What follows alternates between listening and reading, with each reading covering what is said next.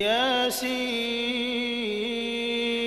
والقرآن الحكيم إنك لمن المرسلين على صراط مستقيم تنزيل العزيز الرحيم لتنذر قوما ما أنذر آباؤهم فهم غافلون لقد حق القول على أكثرهم فهم لا يؤمنون إنا جعلنا في أعناقهم أغلالا فهي إلى الأذقان فهم مقمحون وجعلنا من بين أيديهم سدا ومن خلفهم سدا فأغشيناهم فهم لا يبصرون وسواء